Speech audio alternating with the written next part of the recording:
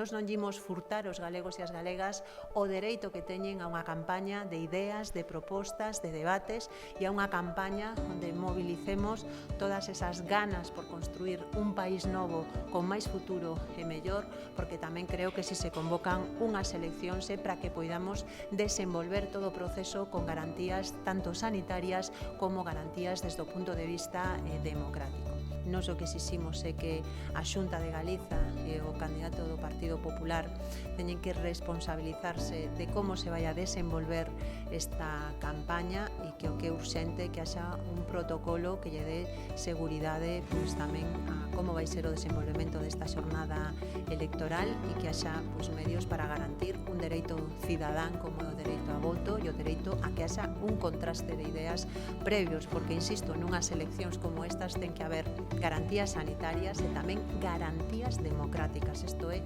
fundamental porque non hai un proceso limpo sin garantías democráticas.